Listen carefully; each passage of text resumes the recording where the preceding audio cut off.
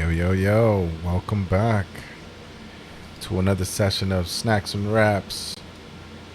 I am your host, Rips, and today we got a very special guest. I'm going to let him introduce himself, but this is one of those interviews that we get to bring you, some behind the scenes stuff with the folks that, one, inspire us here at Snacks and Raps, but also, get us recommitted to the game. Hip hop. That's what it's about, right? Talking about the process, that creative, muscle that we exercise on the daily, but also the kind of stuff that comes from being able to being in that ring, right, and practicing that kind of art. So we have a special guest today. So Absolutely, I'm very blessed to be here. I'm very honored to be here. It's Dean Proff, live and in the flesh. Just another MC here, trying to split the facts with my boy Rips. yo yo, On Snacks and Raps, here doing our thing. There's a lot to discuss. There's a lot to talk about. Been doing this for a minute, so we're just gonna go through some of the basics. definitely, man. I think just to start off with the basics, man. Like, how you doing, man? How's how's Life life? life is good. If anybody who's here and has good health right now is blessed, and we're all doing good if we can say that we wake up every morning and we can put some oxygen into our lungs and handle our daily day-to-day tasks. It's been rough, but we're back to it. Everybody's back in full swing. The city's back to life. Everyone can go ahead and take that mask off, breathe a little deeper, Yeah, and so now we can all be out and doing our thing and finally getting everything rolling. yeah. That's right. Yeah, I've definitely seen that uptick. In folks being a little more comfortable being out, putting on shows and stuff like that. I think like what it something around 18 months now of like Right, right. us being indoors, but like I think it's a good kind of trade off. It is. As some of us, like used it to definitely like dig in and do that hermit life a little, deeper. Yeah, no And doubt, no doubt, including myself. I went through my own, man. I went through my own work mode, just putting everything back into gear and getting the cycle of writing back down. And for me, when everything came to a halt, it just like everybody else, they took a look at themselves and they said, what is it that I need to get back to? What am I missing? What am I missing right now?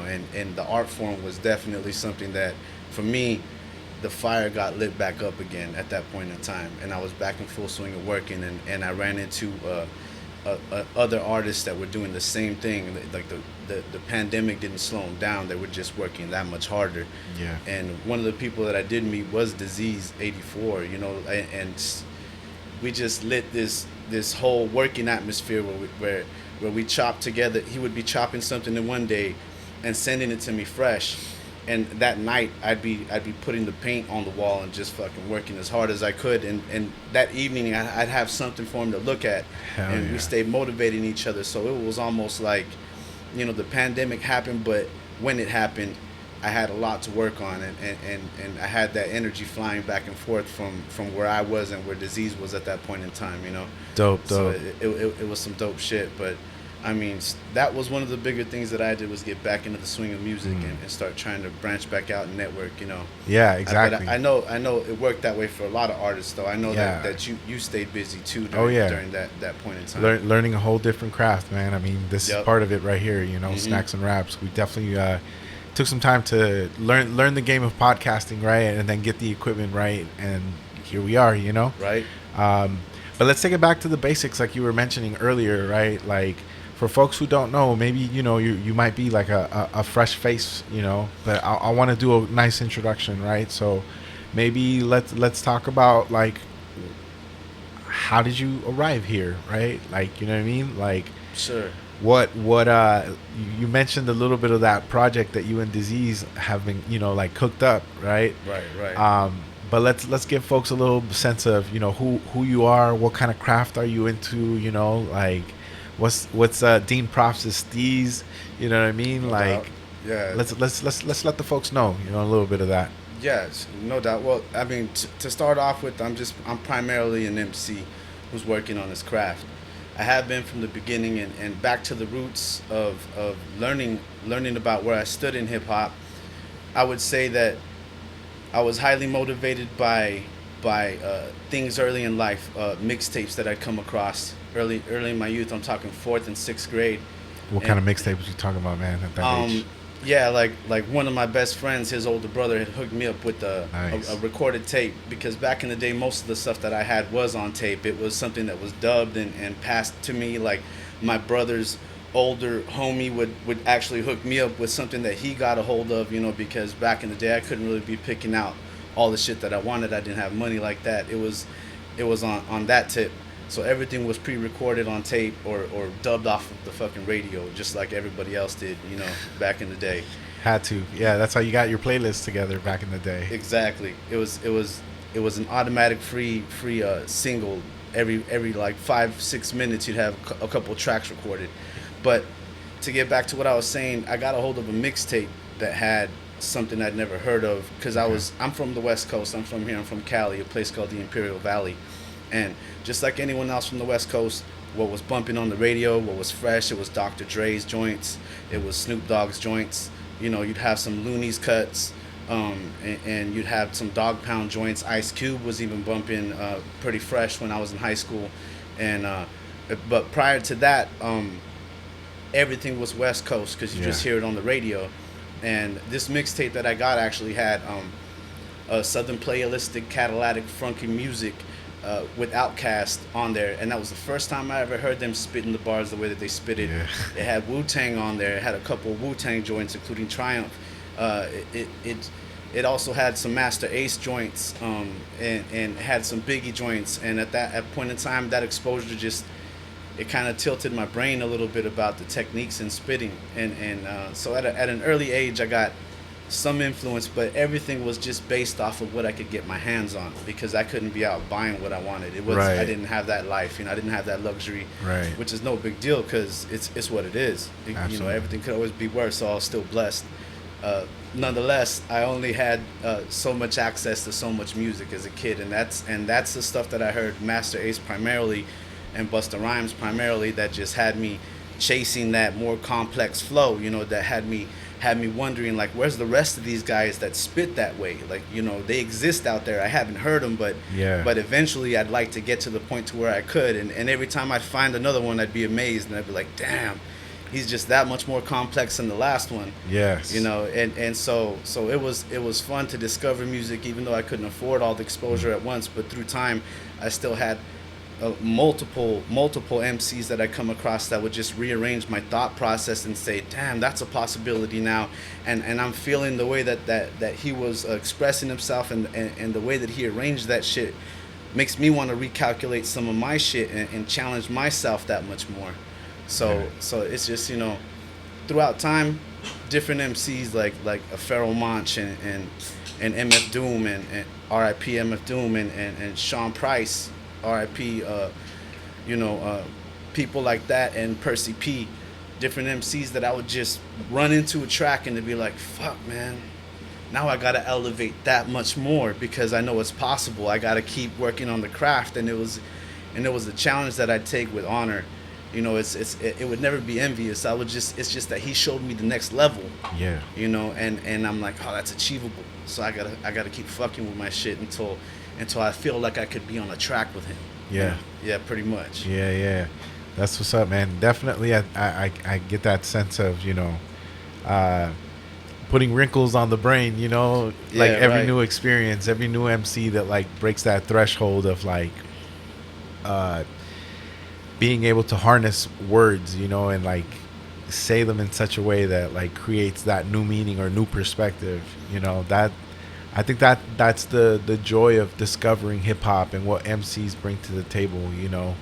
Um, I think for some folks that might not know, can you talk a little bit about what it was like growing up in Imperial Valley, or what it's like, Right. so folks can kind of paint them a picture, get a sense of like that inspiration too, that that you got captured from that. For sure, for sure. I'm from specifically a town called Brawley, and it's a real hardworking community. It's primarily Hispanic culture down there, and There's some different different white people down there, but everyone is just with the Hispanic culture. Even if you're white, you speak Spanish, or you have a bunch of Hispanic friends. Everything blends that way, so there's no problems with like racism or anything like that. It's a real Hispanic area, and I was blessed to be raised that way, to not know the difference between being discriminated on initially, which is something that's beautiful about California as a whole. California in general is beautiful that way. The diversity allows so that if you're black, white, Mexican, you could be the owner of this bank, or you could be the fucking the next CEO, because everybody that is in charge of everything here is that diverse. They're every color, they're every ethnicity. So at least I could say that I was blessed for being here, because I've lived in other states and I felt the differences in the way that the cultures are there. And California is one of the best places, hands down, for any Hispanic culture. Any Hispanic culture. Here we reign more like kings than anywhere else. Yeah, that's Yeah, that. and the possibilities are sky high. Yeah, that's that West Coast or Southwest, Yep. type of like vibe and That's stuff. where we are. I mean, not to get too much into the history books of it, but and at the same time though, I also extend that to any ethnicity, because here you're the same way we are. It's so diverse, Right. that it's also that the black people can reign like kings and the Asian people can reign like kings, because here everything is limitless for you. You can be any position in anywhere, job wise or business wise here. Yeah. And the sky's the limit, and that's what's beautiful about Cali, and that's something I learned from just moving out and seeing the difference and coming back. That's what's up. Hell yeah, man. And primarily where I'm from, though, I'll get back to it. It's a Hispanic culture, and it's tough. It's hot as fuck down there. It gets seriously. It's like 127 in the summer, so you do anything out there, you get used to have to deal with some bullshit just according to the sun, just for exposing yourself to the heat. But The sun does. I mean, the heat. You mentioned it now. Definitely influences people's attitudes, behavior. Yeah. or shortens their fuse and shit. That too, man. And it's either you'll get used to it or you'll run from it. But if you get used to it, you'll just be that much tougher. Yeah. So it's a place to grow up tough, because nothing's really handed to you. I'd say jobs pay a little less out there than average, because it's a smaller community, the Imperial Valley, and so there's not everything out there. And when I grew up, there was hardly any hip hop culture. There was like maybe two other dudes that rhymed. Okay. And they were like, one was a couple years older than me, and one was like some other guy I never met. So really, I didn't know anybody else that rapped. Oh snap. Okay. I didn't. That's how it started with me. And when I got connected to the internet at some point, it was in the beginning of high school. I started writing, and I started off on the website. It was a battle website where I used to post up battle raps, and for me, it was just a mental challenge, because you'd see other people in there also. Yeah, putting down their stuff, throwing their raps up, and I was already interested. So I started to formulate different visuals that I would portray through battle rap, and just get judged on there. So it was something that I could exercise on and actually start to practice the craft. And and eventually I got a hold of a loop. It was a 7-second loop of Wu-Tang's track Triumph. And I just looped that shit for hours and just wrote my first verses to Triumph, primarily. Just so I had about like 8 or 9 practice verses that were just straight practice, that took a while to write. Nice. But that I practiced to Triumph, and that's how I started. Just it was my own interest, my own general interest, from listening to hip hop since I was in the 4th grade, and then just in general starting to piece tracks together in my head when I was about 12. Talk a little more about that. Your process. What does that do for you, or how, where does it take you? How does it start for you, that creative process? Of like writing down those bars. Like I'm sure the inspiration of that fat track. It helps with the inspiration and getting some words together, right? Because that's very contagious, like creativity there. Yeah, like I mean, Triumph itself. If you listen to the original track, and at that point in time, it's an automatic. You got to pick up a dictionary track. It's just some shit that at that point, when I was that age, there was some vocabulary I didn't even understand. Right. And it's something that was trying to educate me. It was it was written so with such a nice intellectual swag to it that you were forced to learn the definition of words, and then it just made you that much smarter. And that intricacy motivated me because I thought I had a certain level of intelligence at the time, so it felt like a challenge.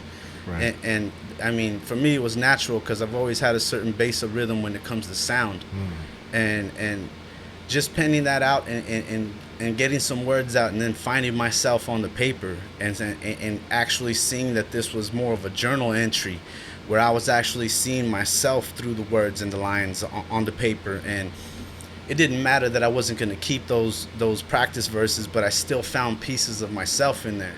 And that's when it just became that much more interesting, and it became more addictive, to where it felt like I was getting myself out through the ink.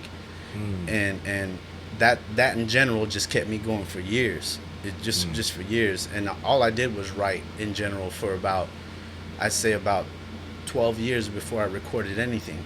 Oh wow. I just primarily wrote. And that's some dedication right there to just, yeah, it's diving into that process. It's just because like anything else, it's going to take a while. Yeah. Yeah, so it's just, staying consistent with it was tough sometimes, because sometimes your schedule doesn't fit. You got a couple of months where shit's just haywire and you have no time whatsoever, and that happens. Yeah. But yeah, I always got back to it because for me it was therapeutic. I got it. When it wasn't there, I could feel the difference, because I wasn't finding myself inside those pages anymore, and I knew that there was part of myself that wasn't getting that consistent expression. So I'd go back to it, and I'd find myself again, and then I just keep on discovering more of the ways that I really do feel. Yeah. And throughout the years, it's changed from being a journal entry to various things. It has its own stages and chapters. The longer you write, the more either complex or deeper your stuff gets.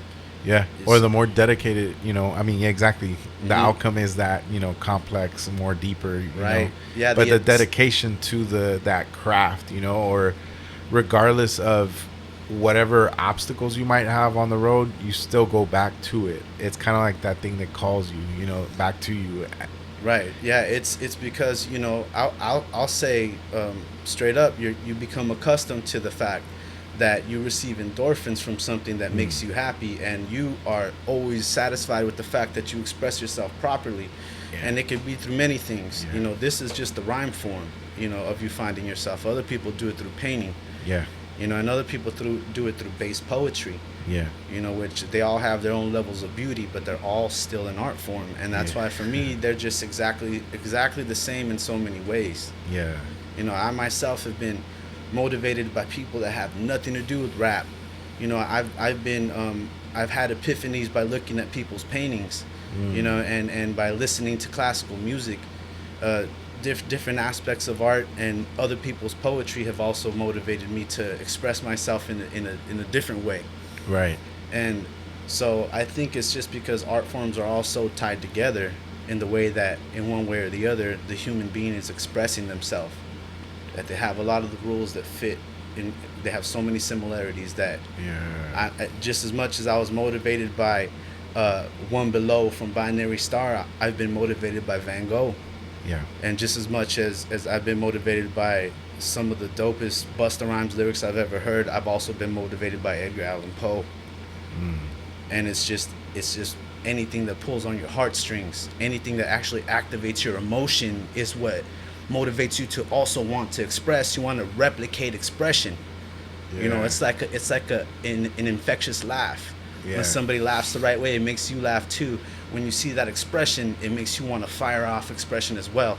Yeah. You want to reciprocate that. Yeah. And that's why you find motivation in a movie like Rocky, the struggle of somebody who should never have been a champion, and somehow through hard work perseveres. And when he wins, somehow you win. And somehow you want to write about that shit in your track. Somehow you want to say, I feel like Rocky did. But when this beat hits, it's me and Clubber Lang in the ring. And that's why it's like movies and all these different things that inspire me end up in my rhyme. They end up in somehow I put them together in a way that you would see a melting Salvador Dali painting, but from the left to right, somehow everything connects together emotionally and it makes sense, and it just comes back together to make you feel a certain way. And that to me is like the essence of art form. It's just general expression. So Yep. Yeah, I mean, and that's part of your process too. I mean, you touched on a lot of the different aspects of what the creative process brings to someone, right? sure, Um, yeah, but I think I also like the fact that it's being able to harness language because that's your preferred, practice. You mentioned a lot of different, ways that people can kind of get into that state of flow, right, or creative flow. hmm, It could be like like a dancer, or it could be like a painter or an author, right, or even like a martial artist, right, or absolutely, let's not stray too far, like Disease 84, right, the dude that right, helped with your album. exactly, yeah. The man spends like countless hours, making beats on an MPC, Yeah, he's a machine. He's a phenom on the NPC, and he's mad dedicated to his craft. And Yeah. that's the thing is like, it's game recognized game. Like when I got motivated, he and I both just started punching the sound out, and it was at the pace that we loved. It was like two old boxers knowing that they could bang it out, and they got in the ring and just started slugging the technique out. It's like there was no holding back. We just started to knock this project out, and it was a good natural flow. And yeah, man, it's like they say everything is has a certain path, and we were just meant to meet up and knock this project out the way that we did. But it was more fun than anything, man. Talk about that a little bit. How and then Disease 84 is off camera right now, folks. But he has a mic. He's active, and in case he wants to chime in at any time, I want to segue into talking about the project that y'all created at some point, right? And actually, at some point, at this point, um, so let's talk about that a little bit. Like, given the creative process that you've had and that inspiration and motivation that like those countless artists have uh, provided you, one, how did you meet Disease 84, right? You kind of alluded to that earlier in our conversation, Sure. but let's kind of paint that picture for folks. That what was that first date like, or what was that first encounter? How did you encounter each other? um, Through the miraculous invention of social networking. It's something that's the just interwebs. right. It's a beautiful thing, man. Now people who actually have the same drive and desire in multiple facets of life could just connect through the internet. And Yeah. and for us, initially I had done a track with another producer who knew Disease, and when I got that track done, Disease saw the track, and then we reached out and connected through Instagram, I believe, was it, or Through Instagram? No, through SoundCloud. through SoundCloud initially. Wait, Yeah, talking to the mic, Disease, huh? It was through SoundCloud. right, SoundCloud initially, and Good old SoundCloud. yeah, and all I had to do was hear a couple of his beats, and I knew that this was definitely It's like a tag team championship match. magic happening there. Yep, Shit. it was Yeah. one of those Hulk Hogan and Ultimate Warrior What- moments. What about Disease's sound attracted you or caught your attention? Yeah, Disease has a really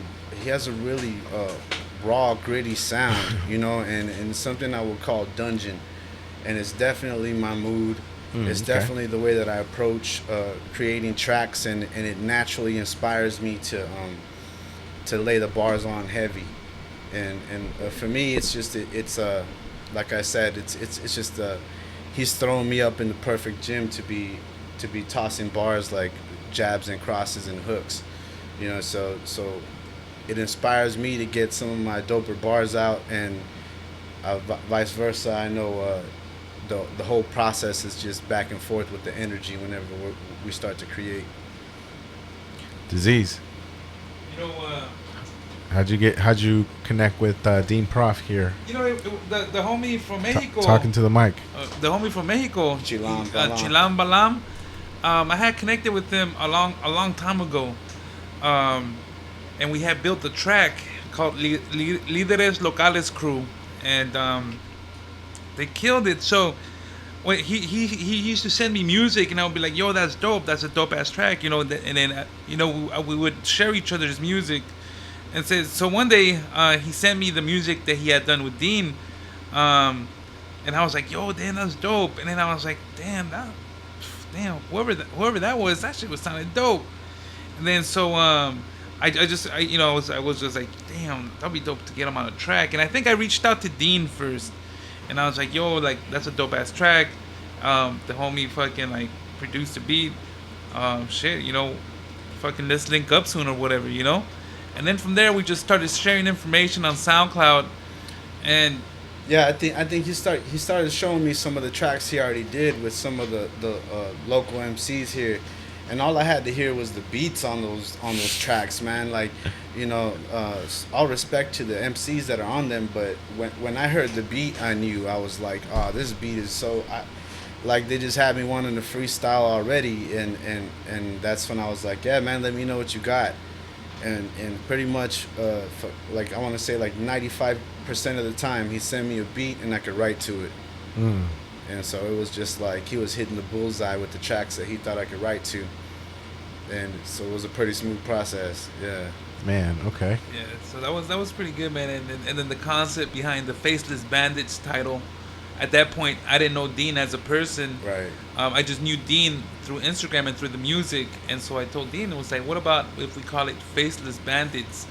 Because you and I, we don't know each other. What we're trying to do with the sound is we're trying to rob, if anything, rob people for their attention, So it's Yeah. like we're gonna be like some robbers, Once they press play, we're gonna be robbing their attention. So I was like, and you and I, we've never met, so we're faceless. We're unknown. We haven't seen each other in person. I was like, that'd be perfect, Faceless Bandits. And I was like, hell yeah. So that shit fucking worked.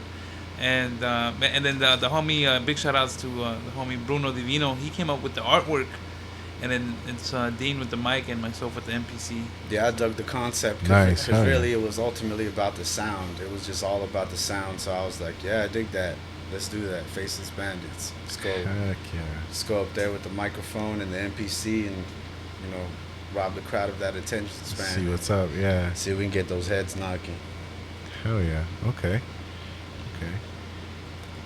How long ago was how long ago did you guys put the album out?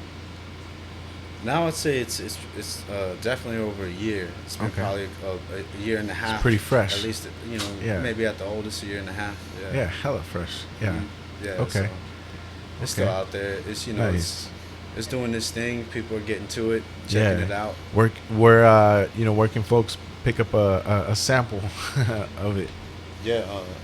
Disease. You want to hit them with the plugs? On YouTube, you can check out the whole album on YouTube. Okay. Dean Proff, Faceless Bandits, Disease 84. You can search it on or on Instagram. If you guys are doing videos on Instagram, now you can put music. You can find the album on the Instagram music. If you guys do any videos out there, just type in Dean Proff, and then a picture of the album would come up. Two faceless figures, one carrying a mic and one carrying the MPC. Just any of those tracks, put it for your Instagram. If you guys have an Instagram, want to put some music behind that, and Spotify and pretty much all digital platforms. You can even find it on the Bandcamp, Dean Proff, or the Bandcamp for Disease 84. All right. Let me see. I think found an image here. Squeeze it in. So this is what you guys should be looking for right here. Shit. Hold on.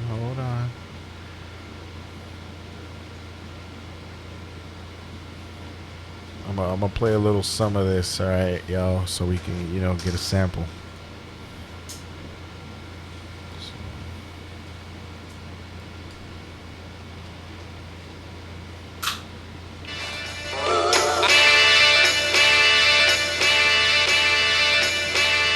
What are we listening to right here? Yeah. This is action figures off of the album Faceless Bandits, featuring myself, Dean Proff, and Disease 84. Who's hitting like Proff right out their shoes flipping? Those tripping on Dean will find the news slipping. Disease serial killer the county never caught. We leave bodies of rappers with every tooth missing. Fingertips chopped when I let the cleaver drop over your receivers of radios or the tube flicking. I keep it harder than listening to Shaq rap like What Up Doc on the track featuring food schnickens. I school pigeons with combinational blow sticking. The views glitching from Neo up in the flow kicking. Control cadence. Yo, I had to give y'all a sample, man, because I'm talking to Dean Proff here, right? And it wouldn't be a fair introduction without my man's here, you know, definitely like being able to display some of the rhymes, you know, and definitely showcasing Disease's beats. I mean, I think hearing that to me sounds like a herd of elephants, you know, just stampeding, bro, like just muscle moving through like real quick, and then the way that you're on the beat as well, you know, like just complements it, you know. I appreciate the love, bro. So, Yeah, man. I mean, definitely, Disease has that presence in his beats. It's like you're running from a stampede or in a safari, you know. yeah, And it generates that natural energy. yo, It makes me want to drop some heavy bars, and it's usually, you know, you're gonna check out the Faceless Bandits album.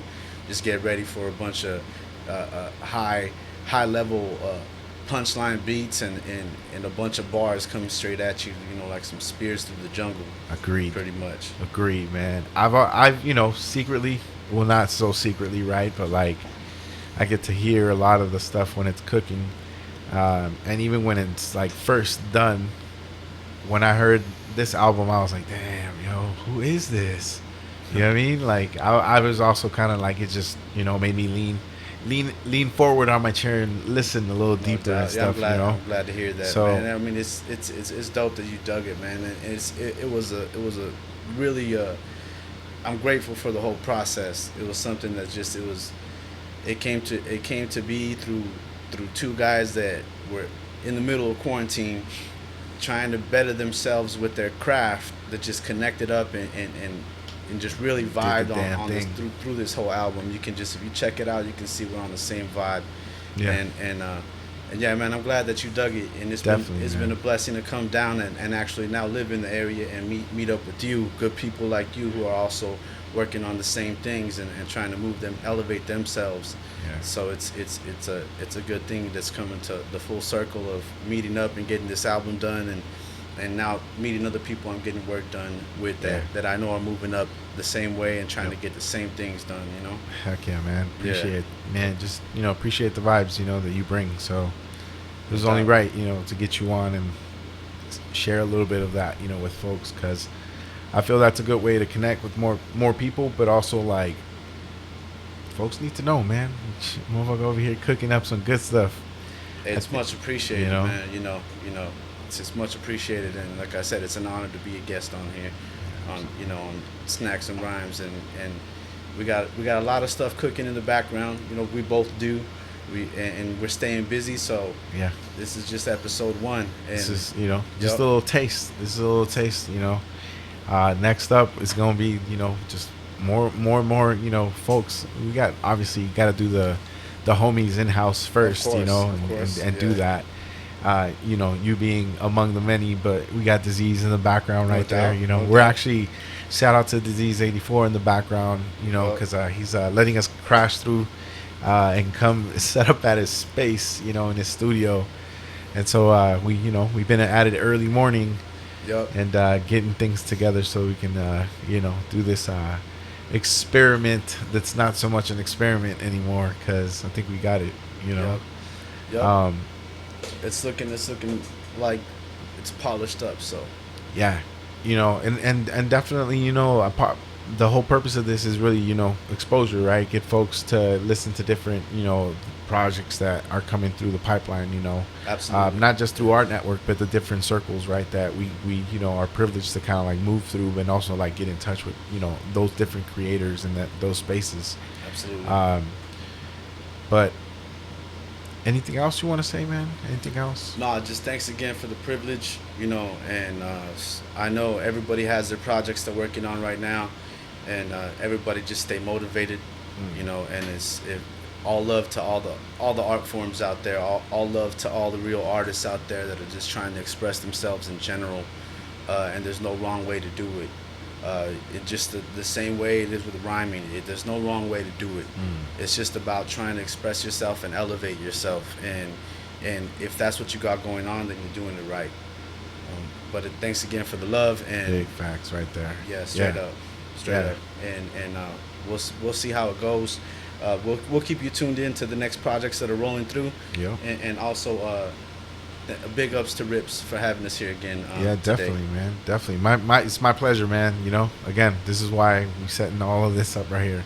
So we can have a platform for each other to kind of, you know, let the world get to know us, you know, because we're in a digital age. Shit, Right. you know. It's the time to Some do of it. us don't do digital too much, but it's, you know, Right. it's good to have a platform to be able to like do that, and I think that's okay, you know. I think that's that balance, you know, between doing the creative work and then being able to get into the practice of sharing it a lot more, right? And using whatever is there to get it out there, you know. Yeah. So this is only a version of that, you know.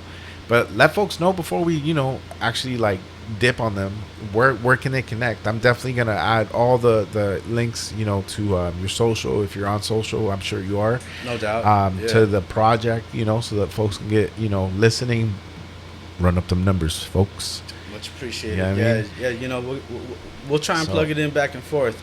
You know, Yeah. you can find me on Instagram at Dean_Proff. Okay.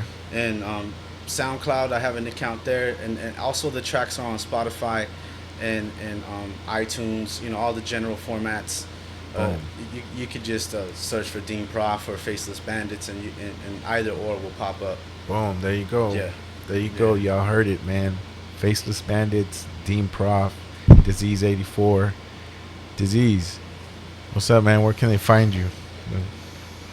You can check me out on Instagram, YouTube, Spotify, SoundCloud, Facebook, TikTok, pretty much every platform that there is out there. This man's littering the internet. At Disease84. So, you know, so check it out. Make sure, you know, check it out. And then I'm pretty much on all platforms. So you guys have a Twitch, TikTok, doesn't matter. Just Okay. you could find me anywhere. Nice. Heck Thanks, yeah. man. Hell yeah, Thank you, dude. Rips. Hell yeah. No doubt, man. No doubt. All right, man. It's just, you know, episode 1 of many. Hopefully, y'all keep tuning in, you know, and hopefully the production value from here on just keeps going up. You know what I mean? This is what we're in this for, Of course, right? man. Everything's gonna Quality. be elevating. Everything, Quality. you know, everybody just it's gonna get elevated just Yeah. like everything else, bro. Everyone's on that path. Stay up on that path. Yeah. Stay elevating yourself and tune into the next episode. Thank you all for tuning in. This has been another episode of Snacks and Raps. We out. Deuces.